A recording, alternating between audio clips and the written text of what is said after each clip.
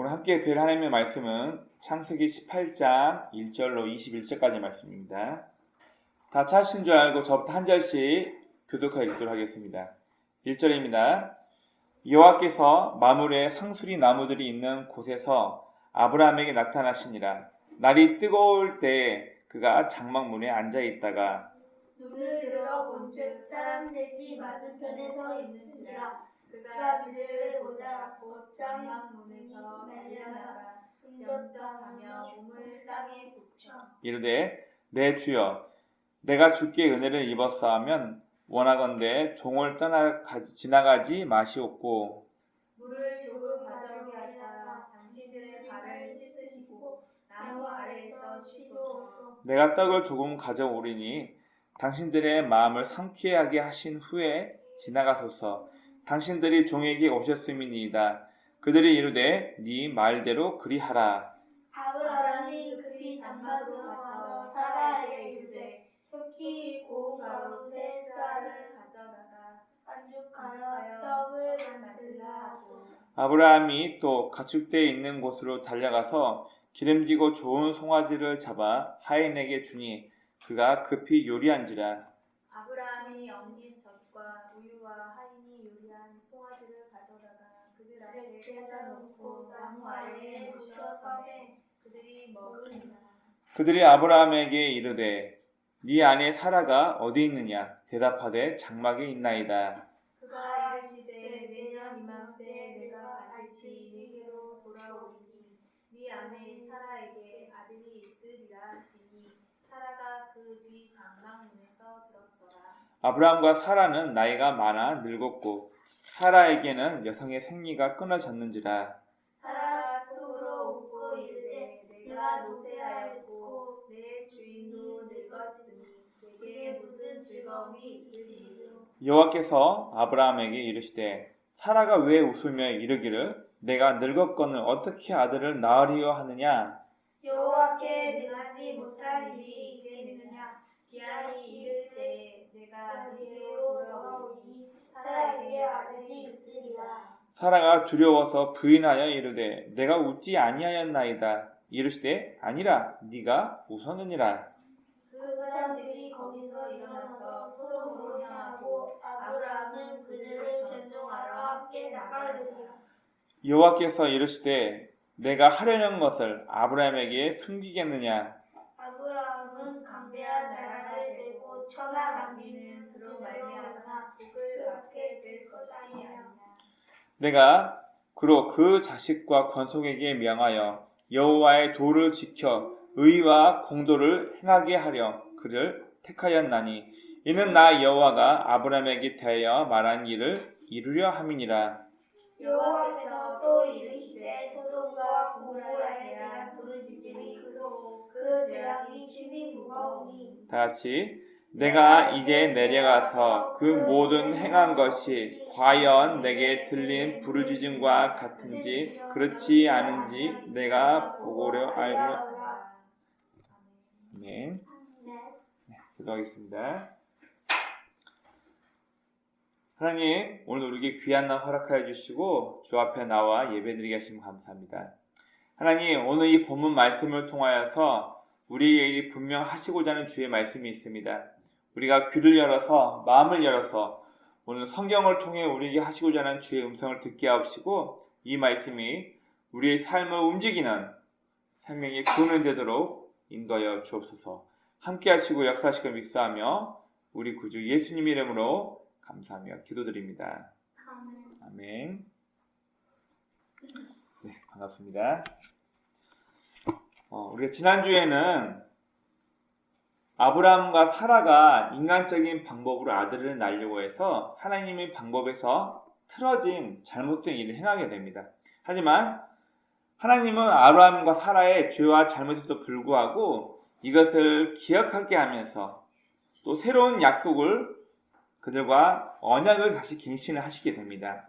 하나님은 우리 사람의 죄와 잘못의 결과를 기억함으로써 하나님의 사람답게 살 수 있도록 새로운 길을 알려주셨다고 우리가 말씀을 함께 나누었습니다. 오늘 우리가 함께 읽은 이 본문에서는 아브라함이 평상시 습관대로 그의 삶의 모습대로 손님들을 대접하다가 그가 하나님을 만나게 되었다는 이야기에 대해서 말씀하고 있습니다. 오늘 말씀 본문 한번 같이 보도록 하겠습니다.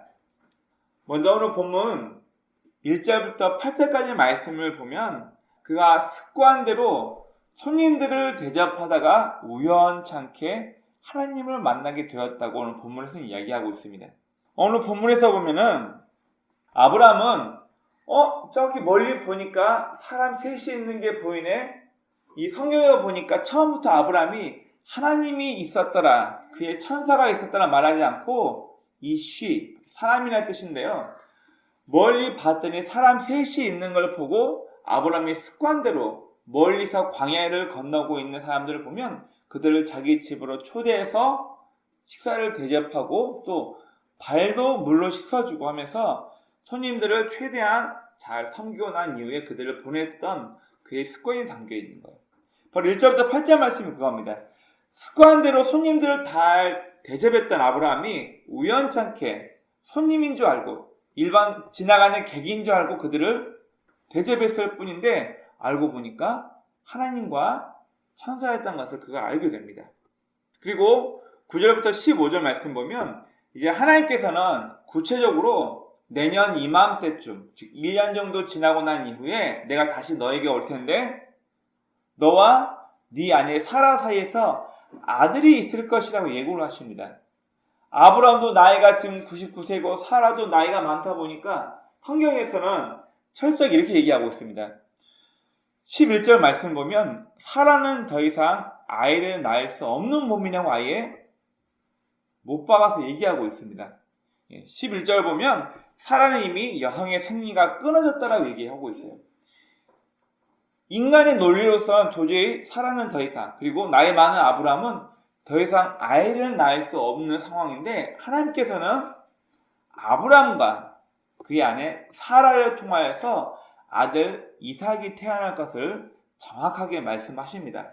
우리가 이 전장에 보면은 아브라함과 사라가 인간적인 방법으로 젊은 여자 사라의 몸종 하갈과 동침함을 통해서 아이를 낳고 있었죠. 그래서 하나님은 그 방법이 옳지 않다는 것을 알려주시고 아예 직역하여 말씀하십니다. 이제는 아브라함 너와 네 아내 사라를 통해서 내년 이맘쯤에 너희가 아들을 낳게 될 것이라고 예고를 하십니다. 자, 그리고 16절부터 21절까지 말씀을 보면 하나님의 백성과 세상 백성의 결말에 대해서 얘기를 하고 있습니다. 여러분 이 말씀 상당히 중요한 말씀인데요. 하나님께서 아브라함을 수많은 사람들 가운데서 갈대아 우르에서 아브라함을 택하여 부른 이유가 뭐냐면 아브라함에게 하나님의 말씀을 주고 또 그의 후손들 또한 하나님의 말씀을 지켜 행하면서 의롭고 정의로운 하나님의 백성을 친히 하나님께서 교육하고 만들고자 하는 의지로 아브라함을 부르신 겁니다. 즉 하나님의 말씀을 지키면서 의롭게 사는 아브라함과 그의 후손들은 세상에서 강성하여지며 점점점 번성할 것에서 얘기하고 있고, 그 다음 이 하반절 말씀에 보면 소돔과 고모라, 특히 이 소돔이라는 나라가 어떻게 멸망할 것인가에 대해서 얘기하고 있습니다. 오늘 우리 본문에서 읽지 않았지만 22절, 23절 말씀 보면 소돔과 고모라, 특히 이 소돔이 동성애 때문에 굉장히 타락한 나라였다는 것을 알 수가 있습니다. 이 소돔이라는 나라가 멸망할 것을 미리 말씀하시고 또한 거기에 있는 아브라함의 조카 롯 때문에 아브라함이 하나님 앞에 주님 의인 50명이 있는데도 거기 멸망시킬 겁니까?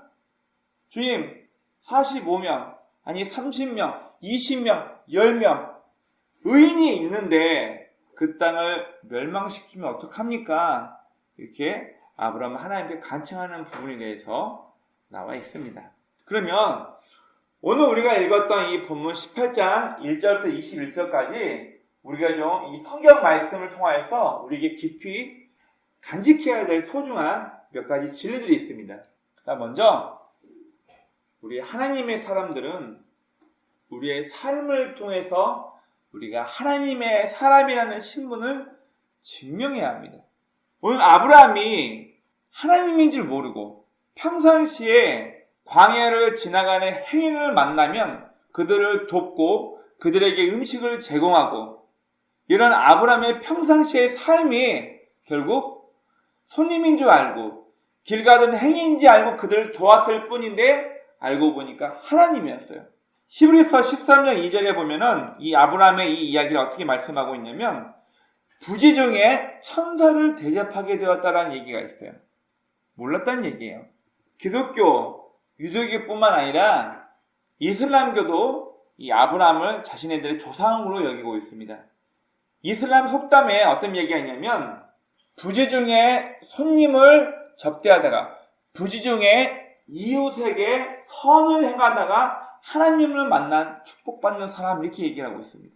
바로 아브라함은 알지 못하던 중에 평상시 자기의 습관대로 남을 도왔을 뿐인데 결국 그게 하나님을 돕게 되어서 아브라함이 큰 복을 받게 되었다. 그의 아들이 태어날 것에 대해서 정확하게 예고를 듣게 됩니다. 그리고 18장 19절 말씀을 보면, 하나님 여호와의 도를 지켜서 의롭고 공의로운 백성이 되기 아브라함이 요구하셨고, 아브라함을 통하여서 그런 백성들, 하나님의 말씀대로 의롭게 바르게 사는 백성들이 되기를 하나님이 원하셨다고 얘기하고 있습니다.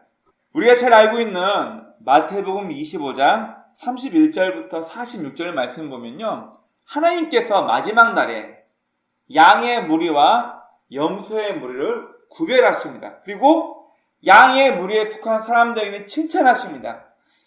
야, 너희들은 내가 헐벗고 굶주리고 괴로울 때 나를 찾아와 나를 돕고 나를 위로해 주었다라고 칭찬을 해요. 그러니까 양의 무리에 있던 사람들이, 주님, 우리가 언제 주님께서 헐벗고 굶주리고 옥에 갇힌 걸 우리가 언제 주님을 도왔습니까? 우리는 그런 적 없는데요. 예수님께서 뭐라 말씀하시냐면, 너희가 평상시 네 주변에 네 이웃에게 행한 것이, 네 주변 사람들에게 행한 것이 곧 나에게 행한 것이라고 말씀하십니다. 그리고 반대로 염소의 무리에 있는 사람들에게도 똑같이 이야기하십니다. 이 악한 것들아 나를 떠나라 하면서 뭐라고 책망하시냐면, 너희들은 내가 헐벗고 굶주리고 외롭고 옥에 갇혀서 괴롭게 살고 있을 때 너희는 나를 모른 척했다. 염소의 물에 있는 사람들이 이야기합니다. 아니 주님, 우리가 언제 주님 모른 척했다고 그래요? 우리는 그런 적 없어요. 예수님께서 동일하게 말씀하십니다. 너희가 평상시 네 주변에 있는 이웃에게 행하지 않은 것이 곧 나에게 행하지 않은 것이다라고 예수님께서 말씀하십니다. 이 마태복음 25장 31절부터 46절까지 말씀은 양의 무리나 염소의 무리도 하나님을 주라 부르면서, 그리고 자신들이 언제 하나님을 모시고 섬겼는지를 깨닫지 못하고 있어요. 부지 중에, 인지하지 못하고 있는 중에 양의 무리에 있는 사람들은 평상시에 그들의 삶의 모습대로 주변 사람에게 행했을 뿐인데 그것이 곧 하나님에게 행한 것이고, 반대로 염소의 무리에 있는 사람들은 평상시에 자기 주변 사람을 모른 척하고 평상시에 자기 주변 지인들을 챙기지 않았을 뿐인데 그것이 결국 하나님께 대하여 하지 않은 것이라고 얘기를 하고 있습니다. 둘 다 평상시에 그들의 삶이 얼만큼 이웃과 하나님을 섬기는 삶인지에 대해서 이야기하고 있는 것입니다. 바로 오늘 이 본문 말씀에서는 우리의 삶 자체가, 나 주일날, 나 일요일날 교회 가서 예배 드리니까 나 하나님 믿는 사람이에요, 이걸 말하는 것이 아니라, 내가 정말 하나님을 믿는 사람이라면 월요일부터 금토일 모든 내 삶이, 내 가정에서나 직장에서나 내가 알고 있는 친구와 지인들을 만날 때 내 삶이 결국 하나님을 믿는 사람답게 살아야 한다는 것을 이야기하고 있습니다. 아브라함이 바로 그렇게 습관대로 힘들게 광야를 걷고 지나가는 행인들을 도왔던 것처럼 우리의 삶이 하나님을 믿는 사람답게 지인들을 섬기고 하나님의 방법대로 우리의 삶이 드러나야지만 우리들 또한 우리가 이 삶의 모습을 통해서 내가 하나님의 사람이라는 것을 입증할 수 있다는 것을 이야기하고 있습니다. 단 두 번째는 이 오늘 본문에서 이해할 수 없는 하나님의 방법에 대해서 얘기하고 있습니다. 아브라함도 나이가 늙었고 성경은 명확하게 사라는 이미 여성의 생리가 끝나버렸기 때문에 더 이상 아이를 낳을 수 없는 몸이라고 말하고 있지만 하나님은 내년 이맘때에 분명하게 내가 널 다시 찾아올 텐데 그때 너희가 아들을 낳아야 할 것이라고 얘기를 합니다. 여러분 이해가 되시나요? 여러분 성경은 우리 인간적인 머리로 이해가 되지 않는 부분이 너무나 많습니다. 여러분 하나님께서 말씀으로 세상을 만들었대요. 어떻게 아이를 낳을 수 없는 몸에서 아이가 태어나고 또 우리 출애굽기를 한번 봅시다. 하나님께서 10가지 재앙을 통해서 당대 가장 강력했던 강대국 이집트를 치시고 홍해를 바다를 반으로 갈라서 바다 사이로 이스라엘 백성들이 건너가게 하십니다. 이거 이해가 되세요? 이해가 안 되는 겁니다. 또 신약 성경 가봅시다. 여자가 남자와 결혼할 사귀지도 않고 있는데 성령으로 잉태하여서 애를 낳았대요. 그 예수님이래요. 믿어지세요? 여러분 이거 믿어진다는 것 자체가 여러분 기적입니다. 우리의 상식으로 이해가 안 되는 부분이에요. 여러분 또 예수님은 우리가 알 수 없는 방법으로 수많은 병자를 고치십니다. 죽은 자를 살리셨어요. 오병이어 어린 아이가 먹을 수 있을 정도의 도시락밖에 안 되는데 이걸 가지고 남자만 5,000명을 먹이고도 남았어요. 여러분 믿어지십니까? 또 하나님의 아들 예수님인데 아버지 하나님이 아들 보고 죽으라고 명령해요. 넌 십자가에 죽어야 돼. 여러분 그렇게 자기 자식에게 죽음을 강요하는 부모가 있나요? 그런데 하나님은 그걸 강요해요. 그리고 죽은 예수님은 다시 3일 만에 부활하십니다. 이처럼 성경은 우리가 인간의 머리로 이해할 수 있는 사건들이 너무나 많아요. 이 성경은 우리가 과학적으로 논리적으로 여러분 절대 해석이 안 됩니다. 그러나 우리의 삶을 보십시오. 그리고 오늘 본문 말씀을 기억해 보시기 바랍니다. 하나님은 우리 인간이 도무지 이해할 수 없는 크고 놀라운 것들로 우리의 삶 가운데 지금도 역사하고 계십니다. 바로 하나님은 인간의 방법이 아닌 하나님의 방법으로 이 세상을 이끌고 있다는 것을 우리에게 알려주시길 원합니다. 성경은 말합니다. 바울이 고린도전서에서 부유하고 강하고 머리가 똑똑한 사람들을 통해서 일하시는 게 아니라 부유하지도 못하고 잘나지도 못하고 영리하지도 못하고 이런 천한 사람을 들어 사용하시는 이유가 내가 잘나고 내가 부유하고 내가 빼기 좋으면 인간적인 힘을 있다고 사람들이 말하고 하나님의 존재를 무시해버리는데 도무지 쟤는 할 수가 없어. 도무지 이 일은 불가능한데 이게 됐네?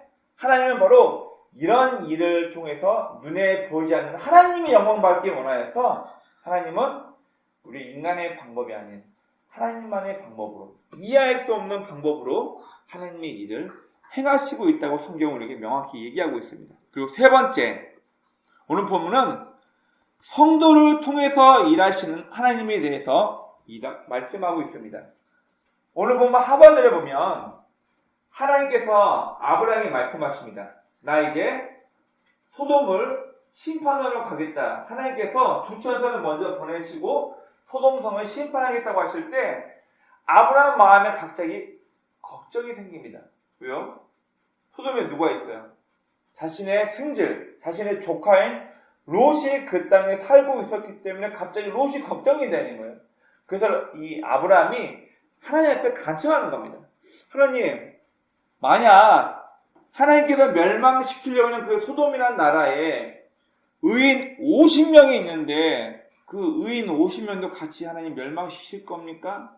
네 말대로 의인 50명이 있으면 내가 그 땅을 멸망시키지 않겠다. 주님, 그러면 만약에 5명, 45명, 45명이 있어도 멸망시킬 겁니까? 아니다. 멸망시키지 않겠다. 주님 죄송한데요. 의인 30명이 있으면 어떻게 하시겠습니까? 20명이 있으면, 아니 주님 죄송합니다. 한 번만 더 말씀드릴게요. 의인 10명이 있는데도 불구하고 그 의인 10명도 악인들과 함께 멸망시키겠습니까? 아니다. 그 의인 10명 때문에 내가 그 소돔 땅을 멸망시키지 않겠다라고 하나님께서는 약속을 하십니다. 결국 이 하나님은 소돔과 조카 롯을 위해서 기도하는 아브라함의 마음을 이미 알고 계셨던 것 같아요. 이미 아브라함이 소돔 땅에 살고 있는 조카를 걱정하고 있는 그의 마음을 아셨기 때문에 하나님은 아브라함이 50명, 45명, 또 40명, 30명, 20명, 10명까지 계속 반복하며 이들만 있더라도 10명의 숫자만 있더라도 이들을 멸망시킬 것입니까? 라고 얘기했을 때 그 이야기를 다 받아주시면서 아니다. 10명이라도 찾게 된다면 내가 그 땅을 멸망시키지 않겠다고 얘기를 하십니다. 결국 이 아브라함의 간청은 하나님 께 올린 그의 기도라고 우리가 볼 수 있습니다. 여러분, 기도란 건 내가 간절히 기도해서 하나님의 뜻과 의도를 뒤바꾸는 것이 아닙니다. 과거에 이런 책들이 있었어요. 우리가 더욱 힘을 내서 열심히 기도하라는 의미에서 하나님의 보좌를 흔드는 기도. 저는 예전에 저도 하나님 앞에 떼쓰다시피 제발 이렇게 해달라고, 만약에 하나님의 앉아 계신 의자가 실제로 있다면 그 의자를 붙잡고 흔들면서 내 기도 응답될 때까지 금식하고 내 마음에 품고 있는 이 기도가 하나님께서 오케이 들어줄게라고 사인이 떨어질 때까지 하나님을 계속 붙잡고 뒤흔들면서 하는 기도. 과거에 철이 없고 제 신앙이 열했을 때 그 기도가 맞는 줄 알았습니다. 그러나 여러분, 성경은 기도를 통해서 하나님의 계획과 뜻을 바꾸는 것이 아니라 기도를 통해 내 마음의 방향이 하나님께로 바뀌는 것을 성경 원어에서는 얘기하고 있습니다. 성경 원어에서는 이 단어를 프로시케라는 단어로 쓰고 있어요. 신약 성경의 70% 이상의 기도라는 단어가 이 프로시케라는 단어가 쓰여 있어요. 디오코마니오라는 단어가 있는데 이 단어는 간청하다, 달라고 요구하다 이런 단어도 기도로 써 있지만 거의 70%라는 단어가 프로시케, 프로스, 무엇을 향해다, 슈케마이, 즉 하나님께로 마음의 방향을 향하다, 바로 이 뜻이 기도의 원뜻으로 신약성경의 거의 대부분을 기록하고 있습니다. 여러분, 성도의 삶과 현실은 세상을 변화시킵니다. 우리에게 큰 힘이 있고 큰 능력이 있어서 내가 이 세상을 바꿀 거야. 내가 정치인이 되어서 정치를 제대로 해서 세상을 바꿀 거야.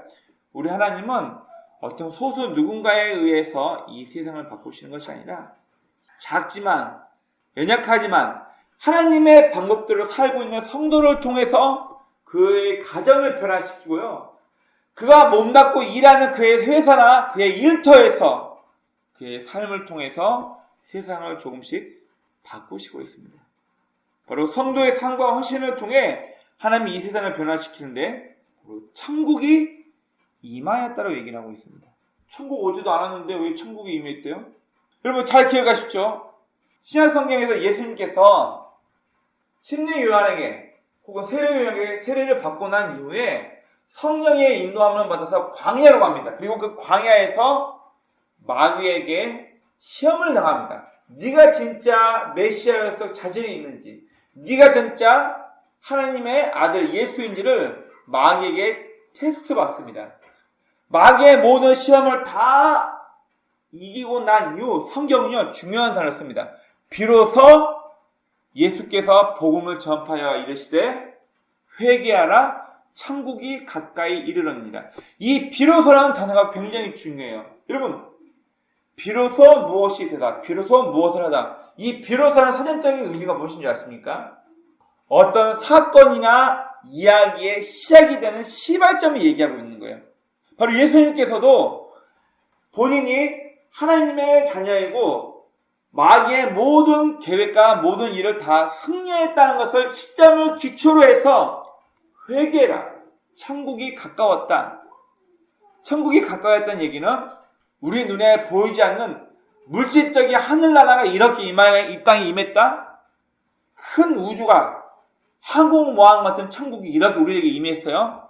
그것을 얘기한 게 아니라 하나님의 통치라는 단어예요. 마귀에게 죽은 이후에 성도가 어딘지 알 수 없지만 휙 가는 곳, 예수 믿으면 잘은 모르겠지만 죽고 난 이후 마치 보험처럼 있을지 없는지도 모르는 천국과 지옥, 지옥 안 가기 위해서 예수 일단 믿어놓으면 내가 나중에 죽은 다음에 천국 간다더라. 이러려고 예수 믿는 게 아니라 성경에서 말하고 있는 천국, 죽어서 가는 천국을 말하는 것이 아니라 하나님의 통치를 받는 것이에요. 마지막 날 예수께서 재림하실 때 예수를 믿는 사람, 하나님의 방법대로 살고 있는 사람, 바로 하나님의 통치가 임하는 사람, 하나님의 방법대로 사는 사람 자체를 천국에 임하면서 그 사람들을 다 모아서 마지막 날에 하나님 앞에 올려드린다고 성경은 얘기하고 있습니다. 성경은 바로 우리 성도의 삶을 통해서 하나님의 방법대로 하나님의 통치를 받아들이는 우리 성도들을 통해서 이 땅에 하나님의 나라가 실현된다고 우리에게 말씀하고 있습니다. 오늘 본문에서 아브라함은 분명 하나님과 천사 이들을 알고 대접한 것이 아니라 습관대로 객을 지나가는 행인을 도와주려는 그의 습관 때문에 부지중에 하나님을 만나게 됩니다. 이는 평상시 성도의 삶 속에서는 늘 하나님께서 함께 하신다는 것을 우리에게 말씀해 주고 있습니다. 내가 내 지인에게 혹은 길 가다가 만난 어려운 누군가에게 선행을 베푸는 그 모습 가운데서도 우리의 삶 가운데는 항상 여호와 하나님께서 우리와 함께 하신다는 이야기하고 있습니다. 여러분 생각해 봅시다. 아담과 하와가 하나님과 동행할 때 뱀의 음성을 듣지 않았습니다. 또 노아가 타락했던 그 시대에 홍수로부터 방주를 만들어 구원받을 수 있었던 것은 그가 하나님과 동행하는 삶을 살았기 때문이라고 성경은 이야기하고 있습니다. 우리가 매 순간 하나님을 의식하고 있습니까? 우리 어린 자녀들이 내가 거짓말하고 엄마 아빠가 싫어하는 행동을 하게 되었을 때 엄마 아빠가 날 혼냈더라. 내가 하고 싶은 거 아무도 못하겠더라. 우리 아빠는 무서워서 매를 내렸더라. 부모의 마음이 부모가 이런 행동을 싫어한다고 해서 기억하고 있으면 우리 자녀들은 잘못된 길로 엇나가지 않습니다. 그럼 마찬가지인 것 같아요. 우리가 눈으로 볼 수는 없지만 우리가 믿고 섬기는 하나님께서 우리의 어떤 삶을 기뻐하시고 우리의 어떤 삶의 모습을 실망하고 싫어하시는 걸 알고 있다면 우리 성도는 매 순간 하나님을 의식하면서 하나님의 백성답게 살 수 있는 것입니다. 기독교 강요의 저술가인 존 칼빈이 이런 이야기를 했습니다. 내가 죄를 지어서 내가 사랑하는 하나님의 마음을 아프게 하는 것이 죽기보다 더 괴롭다. 이런 이야기를 했어요. 무슨 말인가요? 그는 매 순간 눈에는 보이지 않지만 내 삶의 모든 순간순간들이 하나님께서 나와 함께 하시기 때문에 내가 죄를 지어서 내가 사랑하는 하나님의 마음을 아프게 하는 게 너무나도 괴롭다. 이런 이야기를 하고 있습니다. 바로 이 본문은 삶을 통해 증명되는 하나님의 사람에 대해서 그리고 이해할 수 없는 방법으로 일하시는 하나님의 역사심에 대해서 그리고 세 번째로 성도의 삶을 통해서 하나님이 일하신다는 것에서 우리에게 중요한 말씀을 이야기하고 있는 것입니다. 여러분 지금도 하나님은 우리 성도의 삶 속에서 우리 주변 환경이나 또 우리가 만나는 사람을 통해서 저와 여러분들을 테스트하고 있습니다. 하나님 도와주세요. 하늘에서 갑자기 큰 손이 나와가지고 우리를 도와주는 게 아니에요. 하나님 나 지금 이러이러한 어려움이 있는데요. 이거 해결받게 해주세요. 우리가 간절히 하나님 원하고 기도할 때 우리가 알 수 있는 초자연적인 현상으로 갑자기 하늘에서 돈이 쏟아지고요. 갑자기 큰 건물이 만들어지면서 자 이거 네 교회다. 하나님 이런 식으로 역사하지 않아요. 우리의 환경을 통해서 내가 지금 만나고 있는 누군가 사람을 통해서 하나님은 우리에게 일하시고 있습니다. 하나님은 우리의 주변 환경과 우리가 만나고 있는 사람들을 통해서 우리를 테스트하고 있다는 것을 우리는 기억해야 합니다. 여러분 하나님께서는요 우리의 환경 또 우리가 만나고 있는 사람을 통해서 때로는 우리를 혼내시고 책망하고 우리를 징계하십니다. 또 우리의 환경과 우리가 만나고 우리 알고 있는 사람을 통해서 우리를 위로하시고 우리에게 용기를 주십니다. 하나님은 우리의 환경, 우리가 알고 지내고 만나고 있는 사람을 통해서 우리에게 도움의 손길을 뻗치시기도 하고 있습니다. 즉 하나님은 우리가 눈으로 하나님을 볼 수는 없지만 지금도 우리와 함께 하시는 하나님을 우리는 체험할 수가 있다는 것입니다. 우리 창세기 11장 한번 기억해 봅시다. 창세기 11장은 바벨탑 사건을 통해서 인간의 기본 마음이 하나님을 거역하고 인간의 방법대로 자신의 뜻대로만 살려고 하는 세상 나라, 즉 사탄에 속해 있는 세상 나라의 마음이 이미 사람들 마음에 가득한 걸 아시고 하나님께서는 한 가지 계획을 세우십니다. 바로 오늘 본문 읽었던 18절, 19절 말씀처럼 아브라함이라는 사람을 선택하여서 아브라함과 그의 후손들에게 하나님의 말씀을 가르치고 이들이 하나님의 방법대로 하나님의 통치를 받으며 천국을 소유한 하나님의 통치대로 살아가는 하나님의 친백성이 되게 하는 것이 바로 하나님의 새로운 방법이었습니다. 바로 선택된 아브라함과 그의 후손들이 하나님의 도를 지켜 의와 공도를 행하는 하나님의 친백성이 되는 것을 하나님께서는 계획하신 겁니다. 여러분, 오늘 본문 말씀 함께 나누었던 것처럼 하나님은 지금도 우리의 삶 가운데 함께하고 계십니다. 아브라함이 부재 중에 하나님을 모셨던 것처럼 하나님은 지금도 우리의 삶의 환경을 통해서 우리가 알고 만나는 소중한 사람 혹은 연약하고 힘없는 사람 누군가를 통해서 하나님은 지금도 우리의 삶 가운데 함께 하시고 역사하십니다. 우리는 우리의 필요를 채우기 위해서 내가 원하는 걸 얻기 위해서 하나님을 찾는 것이 아니라 하나님의 백성답게 사는 삶을 통해서 우리가 그분과 동행하고 있다는 것을 우리의 삶을 통해서 증명되어야 합니다. 여러분, 천국이라는 말을 다시 한번 우리 기억해 봅시다. 천국은 우리가 예수 믿고 죽으면 사후에 내가 죽고 난 이후에 저절로 가는 곳을 천국이라고만 말하고 있지 않습니다. 예수님께서 천국이 여기 있다 저기 있다 말할 것이 아니라 이미 네 마음속에 있다고 얘기하시면서 말씀하십니다. 천국, 일평생 하나님의 다스림을 인정하고 그분의 방법대로 삶을 살아가는 성도들이 삶으로 증명하는 것을 이야기합니다. 우리 성도의 삶이 어떠해야 할까요? 월요일부터 토요일까지 내 마음대로 세상적인 방법대로 내 주관대로 이 땅을 살아가면서 주일날 하루 교회 가서 앉아있고 종교활동함을 통해서 내가 천국 가는 백성이라고 내가 하나님의 방법과 통치대로 살고 있는 사람이라고 우리가 자신에게 하나님 앞에 말씀할 수 있나요? 여러분, 우리가 살고 있는 지금 신조어가 생기고 있습니다. 포스트 코로나 시대. 포스트 모더니즘과 지금 코로나라는 단어가 합성에 대해서 포스트 코로나 시대라고 얘기를 합니다. 포스트 모더니즘 무슨 말인가요? 절대적인 기준이 아니고 내가 기준이 되는 거예요. 내가 좋으면 좋은 거고 내가 귀찮고 싫으면 싫은 거예요. 지금도 마찬가지겠지만 앞으로 시대는 두 가지에만 관심을 갖는데요. 자기 개발과 물질적인 것. 이게 나에게 도움이 되냐 안 되냐. 이것이 나에게 경제적으로 도움이 되냐 안 되냐. 앞으로 이 시대의 사람들은 이 두 가지에만 관심을 갖고 나머지에는 모든 관심을 끊어버린다는 거예요. 우리는 앞으로 이런 시대를 살아갈 것입니다. 중요한 건 우리의 삶을 통해서 이렇게 이기적인 앞으로의 사람들은 자기밖에 모르고 자기 개인 개발과 자기 물질적인 이익 앞에서만 관심 갖는 이 시대를 앞으로 우리가 살아갑니다. 우리는 이 시대를 살아갈 때 천국, 하지만 나는 하나님의 방법대로 이 삶을 살아갑니다. 나는 하나님께서 내게 주신 말씀대로 이 땅을 살아갑니다. 우리가 하나님의 방법대로 살아갈 때 이미 천국은 저에게 임했고 여러분들에게 임한 것입니다.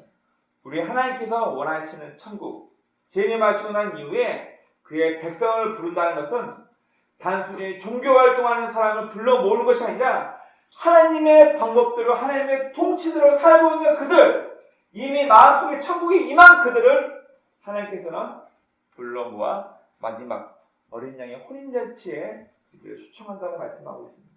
오나옵기는 우리는 늘 부족하죠. 우리도 이 땅에 아직 이 땅에서 살아가는 연약한 인간이기 때문에 순간순간 우리의 마음 가운데 죄성이 들어오고요. 네, 우리도 물질이 필요합니다. 우리도 때로는 사람의 권력이라는 거 무엇인가를 통해서 쉽게 얻고 싶은 거 있을 수도 있습니다. 저는 그런 마음을 들 때가 있어요. 가족 중이나 누가 지인 중에 아팠을 때 대학병원 가면 아는 사람이 없으면 몇 날 며칠을 기다렸다가 예약을 받고 진료를 받습니다. 그런데요, 이러면 좋더라고요.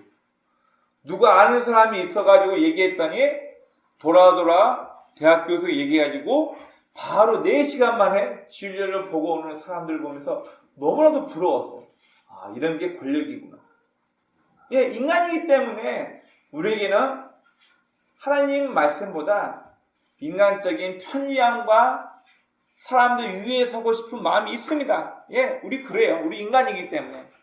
하지만 우리의 삶이 그럼에도 불구하고 하나님의 방법대로 살려고, 하나님의 말씀대로 이 땅을 살아가려고 몸부림치며 나아갈 때 우리의 삶 가운데 함께 하시는 하나님을 늘 체험하길 원합니다.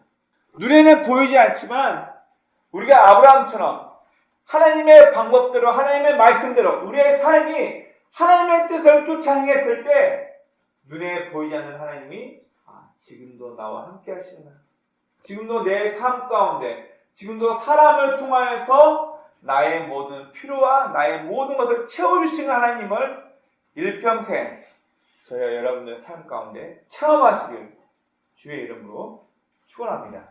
아멘.